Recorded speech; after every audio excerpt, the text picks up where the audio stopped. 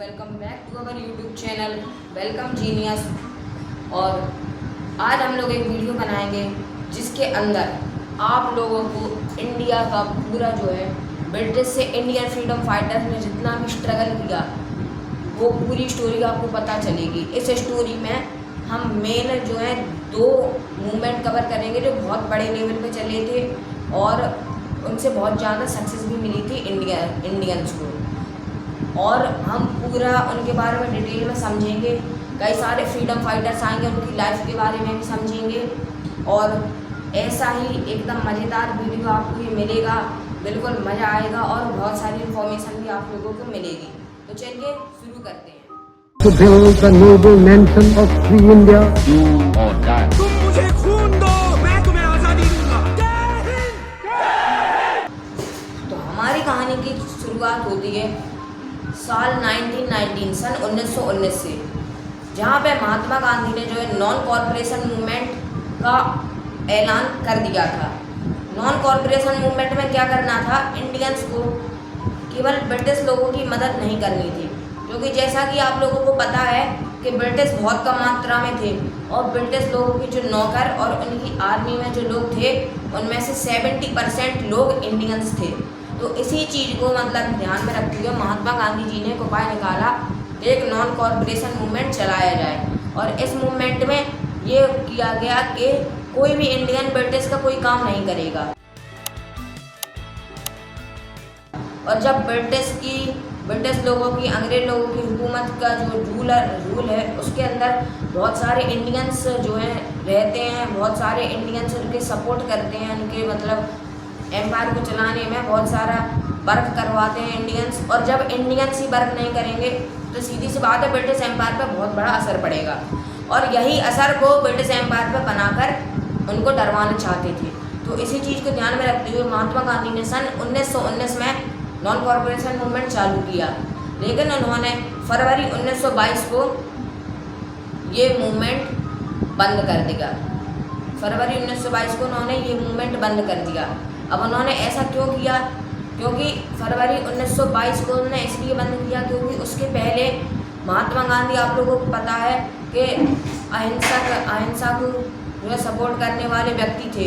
और महात्मा गांधी ये नहीं चाहते थे कि हमारे लड़ाई में या फिर हम जो भी लड़ाई लड़ें उसमें बिल्कुल भी हिंसा हो। तो नॉन कॉरपोरेशन मूवमेंट के अंदर जो आप लोगों ने पता होगा चौरा चौरी इंसिडेंट, वो इंसिडेंट नॉन कॉरपोरेशन मूवमेंट के अंदर ही हुआ था। ये शहर ना आग उगल रहा है, आग। हमारी लड़ाई किसी से नहीं है, हमारी लड़ाई अपने आप से है। वायलेंस को देखते ही महात्मा गांधी का दिल टूट गया और उन्होंने नॉन कॉरपोरेशन मूवमेंट को बंद करवा दिया। इससे कई लोग, महात्मा गांधी की इस बात से कई लोग नाराज भी रहते थे कि वो जब चाहें उनका मन करता है तब वो मूवमेंट चालू कर देते हैं, जब चाहें बंद कर देते हैं। और ये बात मेरे हिसाब से भी सही है। और उस टाइम पे महात्मा गांधी के नॉन कॉरपोरेशन मूवमेंट ने युवाओं में इतना खून जो है, उनके खून में इतनी बुलंदगी भर दी थी, उनके अंदर इतना जज्बा भर दिया था कि अब युवा पागल थे अपनी आज़ादी को लेने के लिए। और जैसे ही नॉन कॉरपोरेशन मूवमेंट बंद हुआ तो वो गांधी जी को कोसने लगे, उनको बुरा भला कहने लगे। और जब उनके अंदर इतनी ज़्यादा उमंगता थी, उनके अंदर इतना ज़्यादा दृढ़ इच्छा शक्ति आ चुकी थी इस कॉरपोरेशन मूवमेंट से, नॉन कॉरपोरेशन मूवमेंट से, तो लोग अपनी अपनी अलग अलग टीम बना के, सब युवा अपनी अपनी अलग टीम बना के अंग्रेज़ों के ऊपर हिंसक तरीके से काम करने लगे। ऐसे ही एक ग्रुप बना था जिसका नाम था HRA, हिंदुस्तान रिपब्लिक एसोसिएशन, जिसकी स्थापना अगस्त 1925 में हुई थी। HRA के फाउंडर थे राम प्रसाद बिस्मिल और सचिंद्र नाथ। ये दो लोगों ने मिलकर HRA को बनाया था। अब अगस्त 1925 में HRA के लोगों ने मतलब एक जो है लूट को अंजाम दिया। और आप लोगों ने उस बहुत फेमस इंसिडेंट है, आपने सुना भी होगा, काकोरी लूट ट्रेन इंसिडेंट।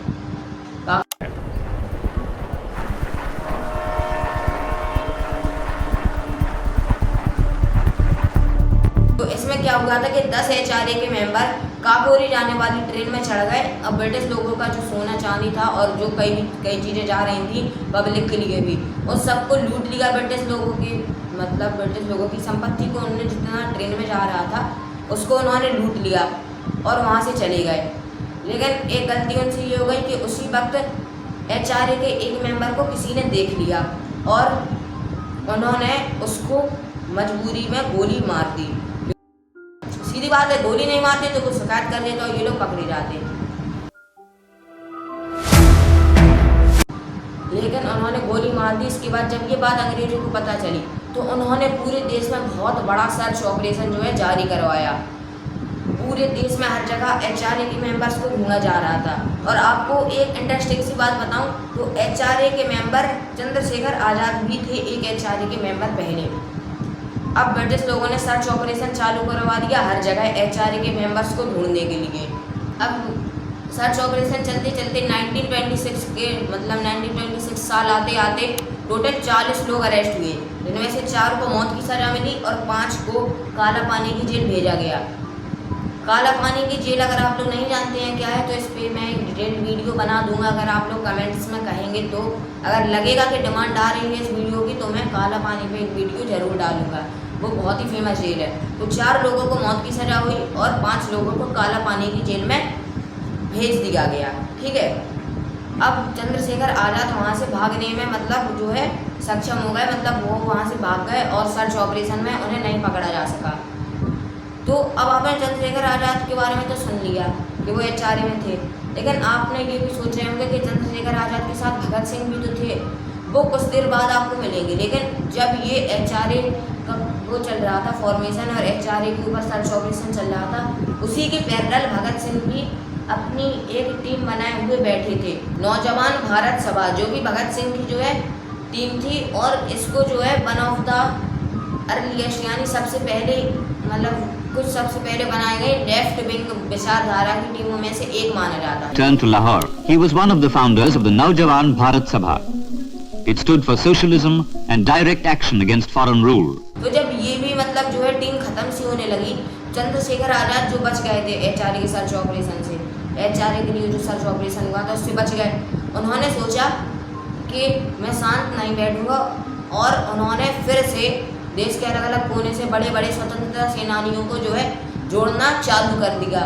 और इसी मतलब यूनिट के वर्क में इसी जो मतलब चंद्रशेखर आज़ाद सबको जोड़ रहे थे। तो उनसे भगत सिंह, सुखदेव, राजगुरु, बहुत लोग ऐसे लोग उनसे मिले और ये लोग जुड़ के जो है ब्रिटिश हुकूमत के खिलाफ काम करने लगे।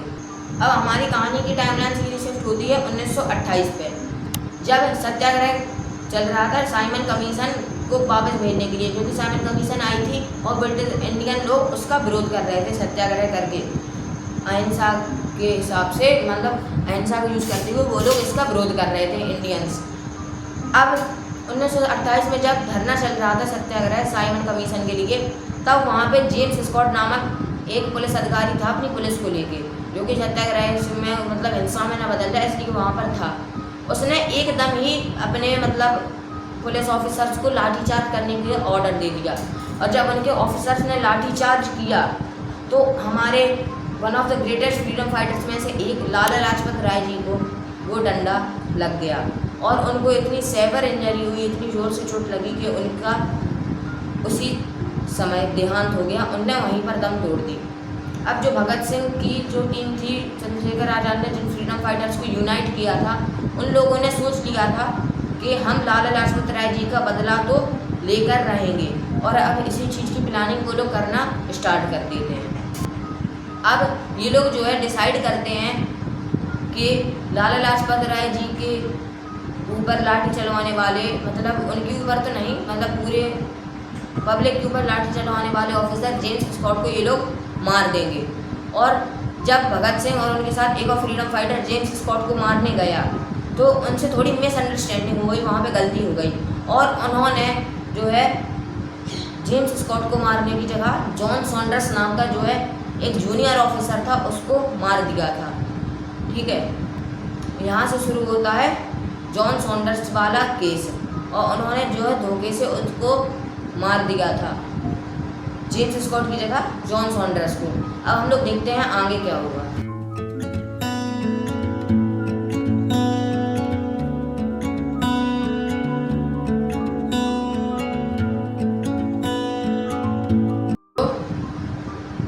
अब ये लोग यहीं पे नहीं रुकते, उन्होंने देश के मतलब युवाओं को जागरूक करने के लिए इन लोगों ने एक और प्लान बनाया कि भगत सिंह और बटुकेश्वर दत्त जो हैं वहाँ पर सेंट्रल असेंबली जो है, जो अभी के टाइम पे इंडिया का पार्लियामेंट है, वहीं पे सेंट्रल असेंबली थी पहले ब्रिटिश की, तो ये लोग वहाँ पर जाके जो है bomb फोड़ेंगे।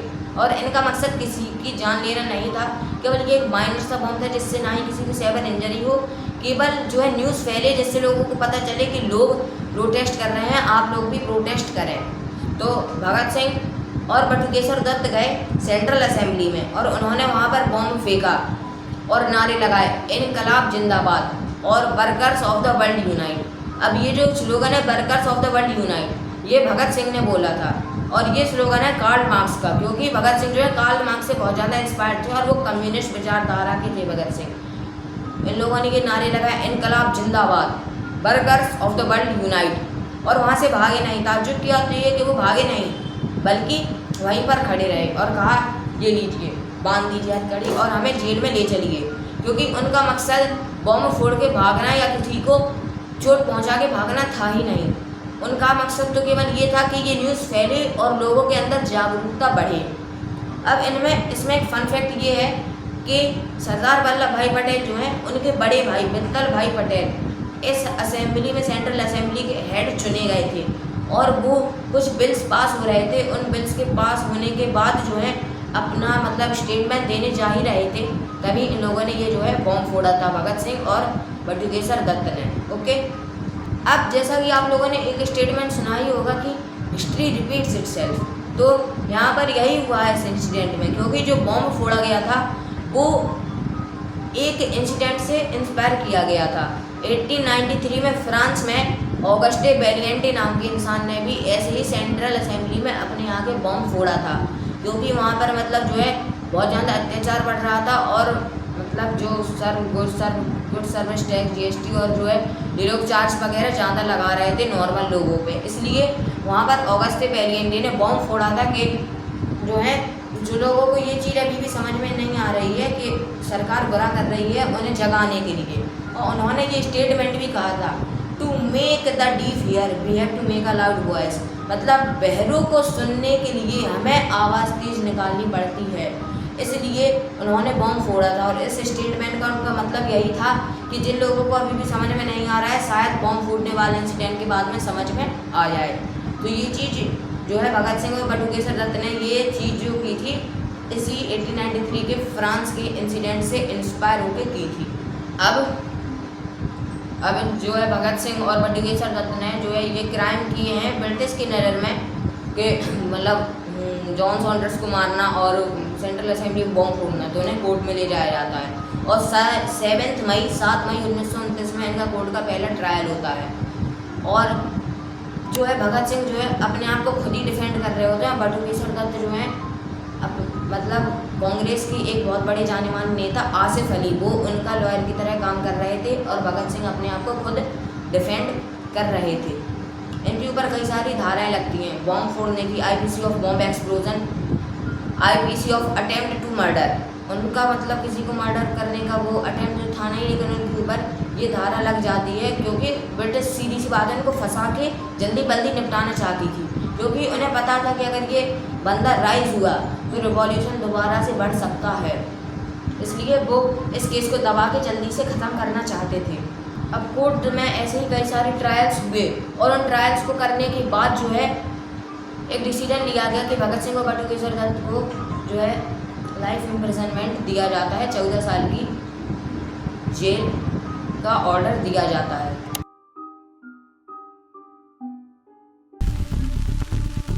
Soon after the conviction of Dutt and Bhagat Singh, evidence was found in connection with the killing of Saunders and bomb depots were unearthed. Shiv Verma, Jaidev Kapoor, Rajguru, Jatin Das, Gaya Prasad, Kishori Lal and other revolutionaries were arrested. अब जो है भगत सिंह को life imprisonment मिलने के बाद वो लोग जब जेल में आते हैं, भगत सिंह और बटुकेश्वर दत्त के साथ जो कुछ और फ्रीडम फाइटर्स थे वो अंग्रेज के साथ मिलकर अपनी जेल को ख़त्म करवा लेते हैं और उन्हें कुछ सीक्रेट जो है रिवील कर देते हैं, लीक कर देते हैं, जिससे अंग्रेजी हुकूमत ने लाहौर और सहारनपुर में बनी हुई बॉम्ब फैक्ट्री को ढूंढ निकालते हैं। और ये वही 2 बॉम्ब फैक्ट्री थी जहाँ पर ये बॉम्ब के प्रैक्टिकल और बनाए जा रहे थे, जो कि सेंट्रल असेंबली में फूटने थे। और उस बॉम्ब फैक्ट्री से जो है पकड़ा जाता है कई सारे फ्रीडम फाइटर को, जिनमें से राजगुरु और सुखदेव भी 2 फ्रीडम फाइटर्स थे, जिन्हें वहाँ पे जो है पकड़ा जाता है और इन लोगों को भी ट्रायल होने के बाद जेल में डाल दिया जाता है। अब कई सारे फ्रीडम फाइटर्स जो हैं उस टाइम पे जेल में थे और भगत सिंह को उसी टाइम पे जो है एक दूसरी जेल में शिफ्ट किया जाता है। एक सेंट्रल जेल से दूसरी सेंट्रल जेल में उन्हें डाल दिया जाता है और वहाँ पर भगत सिंह जो है अपने साथियों के साथ हंगर स्ट्राइक पर बैठ जाते हैं। तो आज का वीडियो यहीं तक था, हंगर स्ट्राइक तक। और अगले वीडियो में हम लोग पार्ट 2 में देखेंगे हंगर स्ट्राइक कैसे हुई और उसके आगे के बारे में हम लोग समझेंगे। इसके बाद एक पार्ट 3 भी आएगा जिसमें हम लोग एक नया मूवमेंट चालू करेंगे और वो उस वीडियो में ख़त्म हो जाएगा और ये सीरीज़ जो है पार्ट 3 पे ख़त्म हो जाएगी और 3 पार्ट आपको इस सीरीज के मिलेंगे। I am ending part 1 here. I hope you like my video. और आप लोगों को अगर वीडियो पसंद आए तो वीडियो को लाइक करना, कोई फोर्सफुली नहीं है, नहीं आई पसंद तो नहीं करना, और चैनल को सब्सक्राइब करना। अगर सब्सक्राइब कर ही रहे हो तो साथ में बेल आइकन भी दबा देना, जिससे जब मेरी पार्ट 2 की वीडियो है तो आपको नोटिफिकेशन मिल जाए और आप जल्दी से जल्दी देख सकें। ठीक है, थैंक यू, धन्यवाद।